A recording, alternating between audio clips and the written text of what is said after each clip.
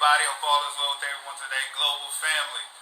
Um, when you have a current event, you can't stage things. This is a conversation, like I told you guys, that we were going to have. This is after hours, after everyone chilling, relaxed, and just really thinking about your day. So we at the coffee shop, and no coincidence, the name of this coffee shop, I'm not even going to say it myself. What's the name of this coffee shop after you tell who you are and why you're here? My name is Deshaun, and I'm here to build and just have great conversation. But the name of the coffee shop is Rude Awakening. Yes. That's what we'll get. Yes. Rude Awakening. Rude Awakening. Definitely. I'm Curtis Taylor. David B. Again, Deshaun. Yes. So Rude Awakening is a coffee shop in Fayetteville, North Carolina. It's hard to actually have a conversation and plan it out sometimes. You got to have a current event, things that are happening, especially with my military family. I want to make sure that you guys know that we love you, and it's nothing for me to actually get on the road and drive to Fayetteville, North Carolina, and have a conversation, because mental health is so important right now with our military families. I got a good friend, Erwin, that's overseas. God bless you, brother. And, I continue to pray with you, pray without ceasing. I really appreciate everything that you're doing. Right now, we're at a coffee shop and we're chilling out. It's a beautiful setting, but I'm letting you know there's nothing staged about what we do. Like, I just met Deshaun, how long ago? A week ago. I met him a week ago. He came in from LA, and I'm going to let you tell your story about who you are and why you're here. And the point of this podcast always is talking about your why. Y'all guys know David B. David B is military all day. I watch his eyes when somebody coming around me, so I make sure that I'm good at all times. But I want to make sure that you guys know this is the Women's International Month, and we appreciate our women. They're strong. God bless you. We continue to lift you up. There's a kings right here, and we make sure our queens are good at all times. So again, this conversation is not staged. This is a conversation that's much needed. When it comes to mental health, our military family, we love you. And this is Deshaun's first time, right? Fayetteville, North Carolina. This your first time? Yeah. Deshaun, tell who you are and where you came from as far as when I met you. Okay. Yeah. So I'm initially from Charlotte, North Carolina. As far as my upbringing, I can say that I was raised in obscurity and poverty. But after it's been like 3 years since I've been home, I see the changes. I see the nuances, but also see the reasons why I left. So I'm here to speak from fire and hopefully make impacts and change that. Yes. And David, we know because you stay with me, but really let the people know who you are. Just remind them about your military background, because we're not just talking from assumption. We speak from fire. This is real life. Definitely. Well, I'm David B. Been knowing Curtis for many moons. So, whenever he calls on me, I'm always there for him. But as far as my military background, I'm in the Army. Got out successfully. A lot of people don't get out successfully. Got out successfully. Got out with just a couple bumps and bruises, as opposed to, being completely and utterly destroyed by the war machine. But at any rate, we here in Fayetteville today to just chop it up, talk about mental health, how important it is to have mental clarity, especially in this climate that we live in. Right. It's very easy for you to walk outside your front door and not be mentally grounded, spiritually grounded, and have an incident or something happen to you to put you in a worse situation than you was in previously. So we just like to bring light to how important mental health is. Every day I wake up, of course, I first give praise to the Most High, but my mental health and the mental health of my family is what's very important to me right now. Right. So we're gonna speak on that, talk about it, how it affects guys in the military and women, and just kind of bring shine some light on the subject. Yeah, and that's what's good, and it's purpose that we're here in Fayetteville, North Carolina. Again, this is a strong military base. A lot of soldiers actually come through here. What would you say this ranking is as far as the Wow. Well, as far as size, it's probably the second largest military installation in the states. As far as importance, I mean, anybody that's ever been in the 82nd in the BCT is the president's 911. So anything happen, president's calling the 82nd, they loading up. 36 hours, we out the door. So Right. that's how it goes down. Yes. And David, we appreciate who you are and what everything that you've done, and you're still working. When it comes to military, period, point blank. And Deshaun is a Marine. Deshaun is 23 years old, so we have some youth with us. But there's a ranking with him, and I want him to communicate with us about his ranking and his experience. And there's some questions that I have, Okay. for you. Okay. Right? Yeah. Indeed. Well, active duty military, I'm an E5 sergeant. I have to lead Marines, inspire, and have to daily set the example. And as far as that military experience, for me, it's kind of like the lighting and shadows of the room. Right. There's good aspects and there's bad aspects. But I can say that the experience has been a rude awakening to a lot of the social climates. It kind of exposed a lot of the interspiritual dynamics between who I am versus who people are in the professional setting and who my family. Like I said, it's been so revealing. Yes. And I'm thankful for it, but I believe there's ways to go. Yes. And what's so good about this conversation? Deshaun was actually in Charlotte, North Carolina when I met him, about a week ago? Yeah, about a week ago. Like I said, this is not staged. He actually went to the car to get his watch, and that was just a sign for him to know it's time for us to have a conversation. Deshaun was actually in a position where he came from LA, right? He came from LA. LA is home now for him. So when he came from LA, Charlotte, when you see things, like I told you guys, when you're in the picture, everybody's posing, everybody look at the picture, but when you see the picture again, you take that picture away. That's not me. Because now you're looking from the outside in, right? So you look at the whole picture. When you can see the whole picture, you're looking from a different lens. And that's what Deshaun's experience was when he came back to Charlotte. When he came back to Charlotte, things looked so different to the point where he wanted to go back. And it's not to the point where we're talking about the infrastructure as far as buildings, but more so we're talking about the people, their actions and their interactions. It made it different for him. And please share with us what you feel. Well, like you said, I saw the bigger picture. I see how generational curses connect with the youth of a time. That was what struck me the most, is to see how, in some cases, not all, but we are socialized to certain behaviors. Right. What behaviors? Criminality, violence, things of that nature.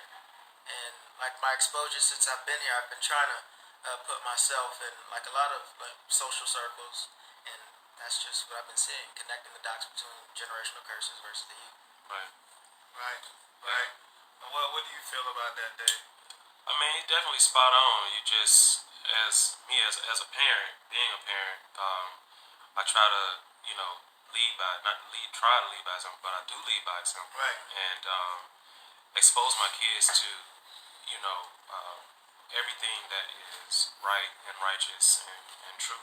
And just exposed them in a way to where those generational curses and those nuances that we seem to can't get away from, that they are able to shake those things off. Right, right, You right. know, I don't want my kids to have to go through what I went through to get to where I am. So Absolutely. it is definitely up to me as a father, husband, to take them to the next level, so to speak.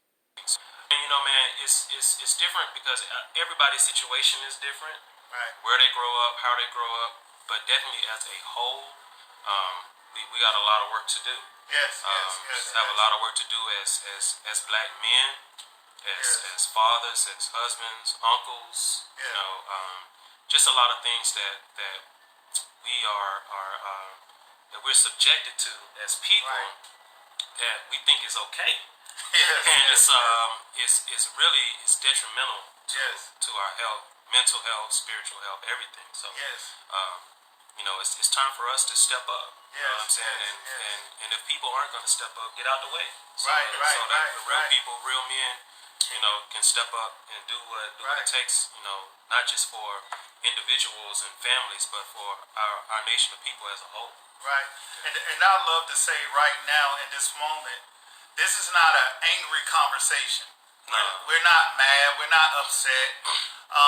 We just evaluate things. We look at things because if the only thing that you can't see right now is our cape. We are superheroes. We on an everyday basis, we have to actually make sure that we're actually communicating in a way to save our lives. And speaking of save our lives, you talk about Black Lives Matter in this moment. You talk of 20 years ago, I was here in Fayetteville, North Carolina. I went to college. Speaking from a McDonald's All-American, I was actually in a position where Division I schools calling me, and I'm trying to figure out how in the world did I end up at Fayetteville State. It Right. was a mental decision that it was bothering me, and we'll talk about that later as far as how I decided or made the decision or forced in the position to Right. be at Fayetteville, North Carolina. But me being here, I met a lot of friends, and in Nafis. I know you're here in Fayetteville, North Carolina. Hopefully we get up soon. But my point being is, like to your point, when you come back to Charlotte, North Carolina, and you look at things differently because you're looking at it from a different lens.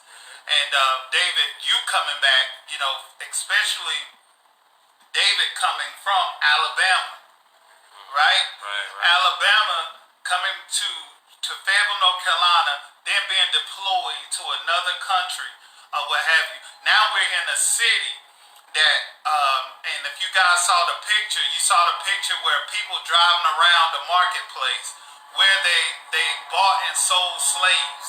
Right. So you're talking about 20 years ago, I was in a college, historical black college, Fayetteville State University, and I'm supposed to be motivated, and the heart of the city, we have to drive around a market space where they sold people of my color, Right. right? Right. You're asked to fight in a country Right. that we have to drive around a marketplace that people sold, people of your color. Right. You're actually here, first time seeing a marketplace where people are actually driving around and we asking you to fight for a country that people slave, people bought your mothers and fathers, right? Right. So how do you cope with that mentally and be strong, because you guys are not just soldiers, you're sergeants, and you've dealt with people that passed away, and you saw friends pass away, and you got to encourage and motivate them to keep going forward. That's strong, and especially in this movement that Black Lives Matter, Right. and you're actually in a position where you're asked at this time to fight for a country. Black Lives Matter. You're seeing people of your kind being killed because of their race, but you're asked to fight in a country that is against your race. Right. How do you feel? I just said a lot there because I want to leave this up to you guys to communicate. Well, I think first and foremost, what we truly have to understand and realize is that this is not new. Right. It's Yeah, right. it's not like this has just happened and it's such a shock and we're just overwhelmed by all of these things that's going on. It's been going on. Right. It's not a shock. And what has happened is, I think as black people, we've become so numb to it, Right. to the point to where we've literally lost our ambition and the necessity to change. And when I say change, if something isn't working, then we have to deploy some other different type of tactic to get it to work.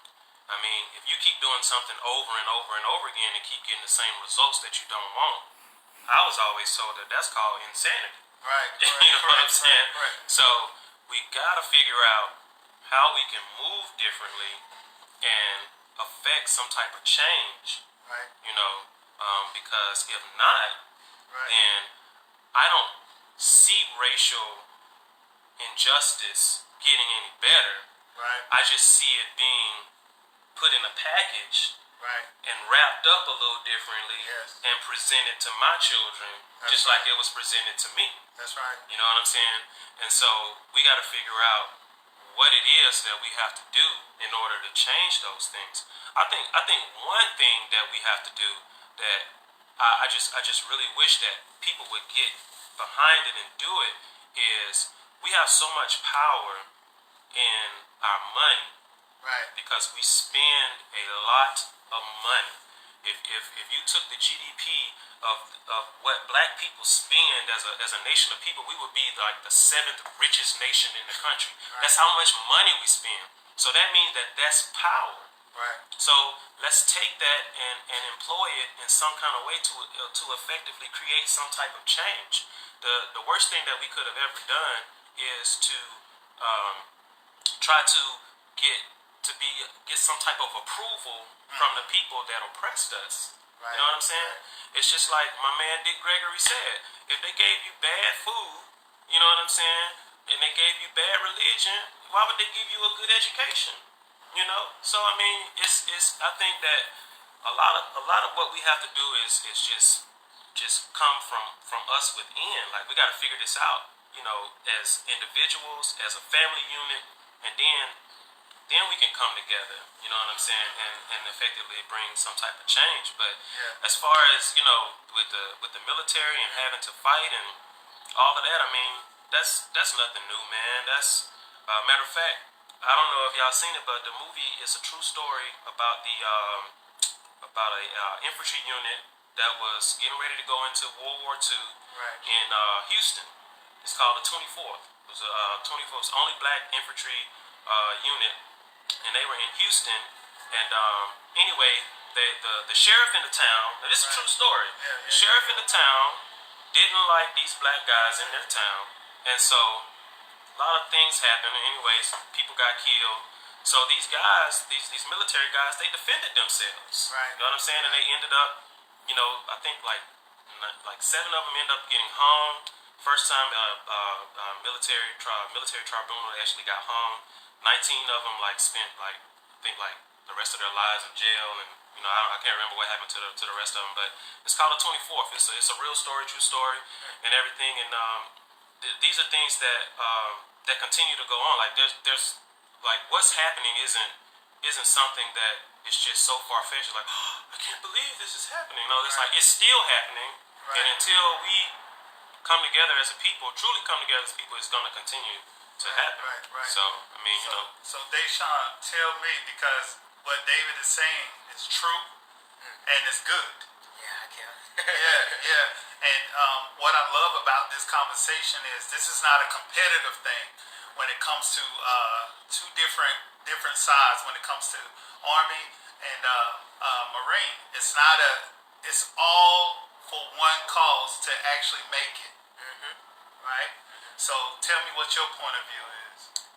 Well, before the military, I would say understanding white supremacy was difficult for me. I felt too far.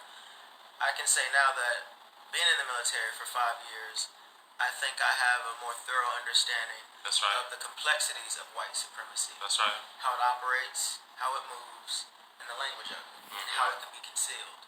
Right. So Good point. That has been my military experience. Gotcha, gotcha. And the thing is, Deshaun is young, and I like to call myself young as well. Deshaun is 23 years old, and it was important for us to meet. I look at that. With the importance of us to meet is because we have youth out here and we have families. You know, one of my mentors is Greg Blakeney. You know, who have family in the military, and I can only hope and pray that that he's encouraged.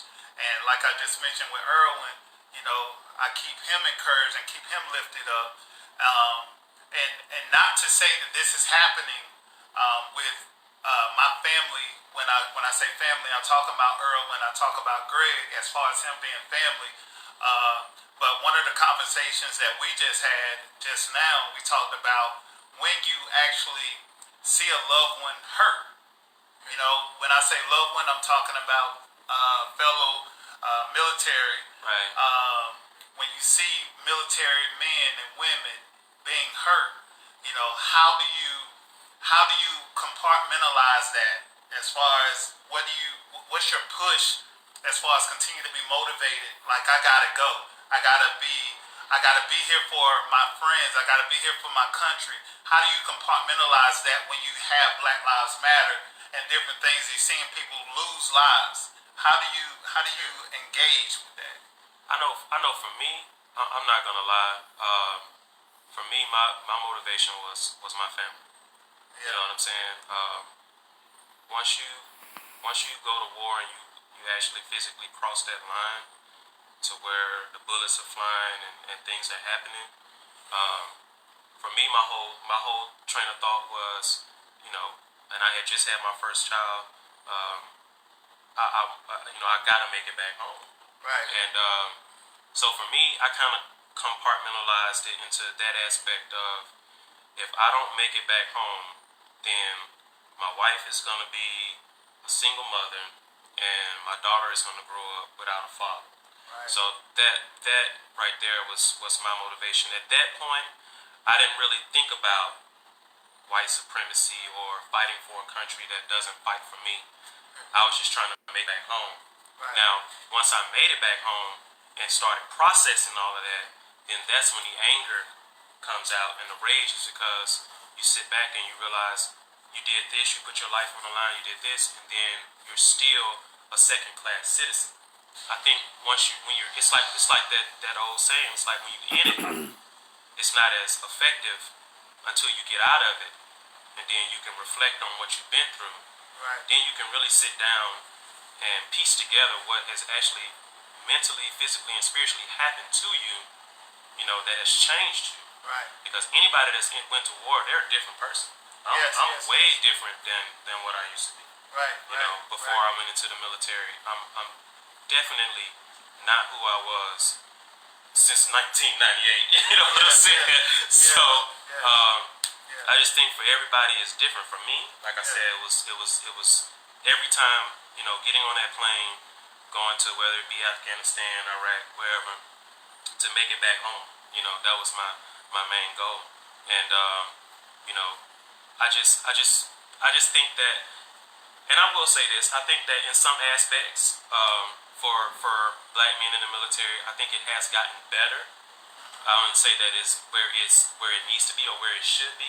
I say that it has gotten better. I can't give you a percentage on how much better it's gotten because when you look at what people of color have had to go through, you know, in their generation as opposed to what we had to go through and the things that knowledge that we become privy of that they didn't even get. Like case in point, the middle class of America was built off the backs of the World War I and World War II soldiers coming home using VA home loans to purchase homes. Right. That's okay? right. That's right. But black veterans were unable to participate in that. You know what I'm saying? Yeah. So, I mean, you know, like I said, there's nothing new under the sun.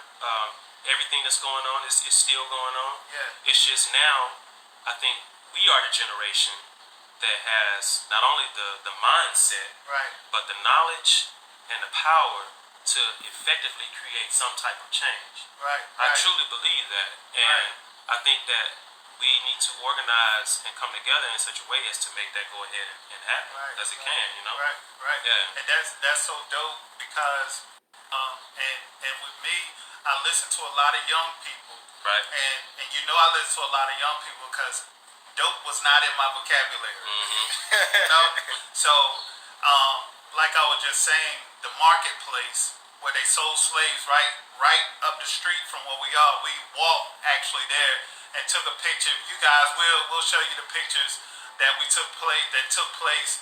And when I was here, I call it a merry-go-round. You know, merry-go-round. You know, you put kids on it and they go in a circle for entertainment. So right now you have people that drive around that marketplace, and I look at it like a merry-go-round because you're driving around like entertainment. This is amusing to you. Right. This is not a wow moment for me as far as, you know, it's a moment of tears. You know, it's not a tear, you know?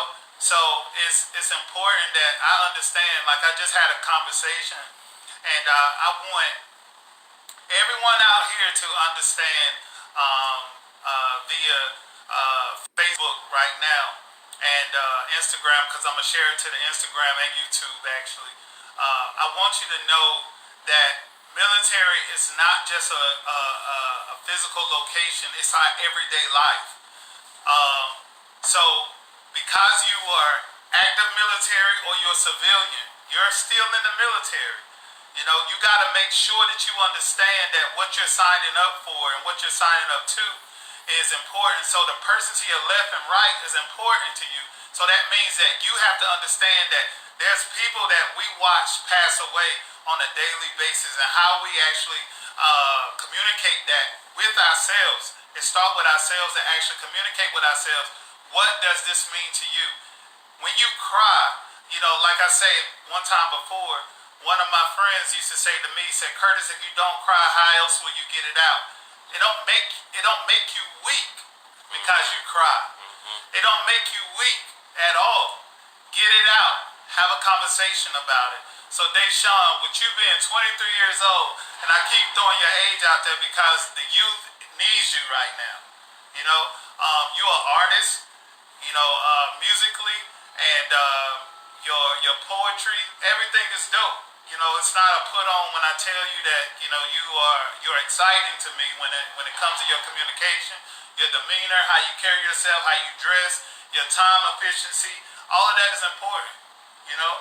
So I wanted to let you know personally when I met you, I really like everything about you. You know, we will continue this relationship, and we're building right now.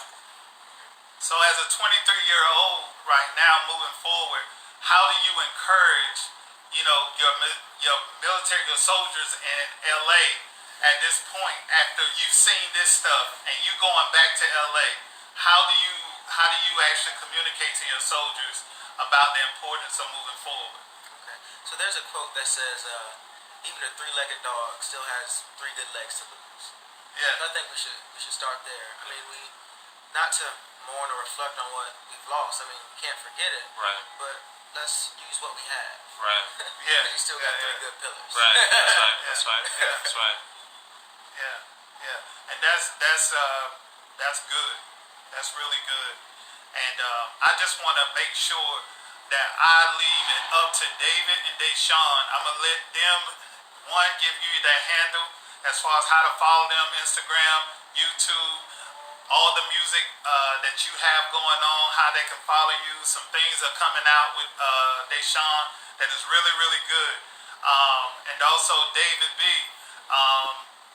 with him being from Alabama, seeing this before, raised in it, you know, the motivation, the encouragement that he have, and I want you to know out here before I stop talking, you know, I want you to know I'm passionate about you when it comes to the youth and families, and let you know that you're not forgotten. We love you. We're fighting, even though that this marketplace they put a barricade around it. The barricade is not for COVID. is to stop people from sitting on it and boycotting. And we're going to continue to communicate about that because this is not entertainment. This is more so a move that we got to continue. And women continue to press forward. This is Women's International Month. You know, we love you. We're going to continue to hold you up. You know, you're queens to us, and we're going to continue to show that. And I'm going to let David and Deshaun close this out. And I just want to let you know, guys, I love you. Global family, we love you. Definitely. So, you know, man, just to close it out, being from Birmingham, what's crazy is Birmingham used to be called Birmingham because they used to throw dynamite at people's houses. And it's so crazy the airport, Shuttlesworth Airport. I had the opportunity as a ninth grader in high school to sit down with Mr. Shuttlesworth and talk to him about the civil rights movement and what they actually went through and the things that they experienced. And it was eye opening, you know, to the point to where I was like, when I get of age, I can't grow up here. You know what I'm saying? Because it's just I want to see something different, you know. And going back to your point, Deshaun, when you were talking about how, you know, as a child seeing white supremacy and then growing up and seeing how truly complex it is, only to realize that I could never escape it.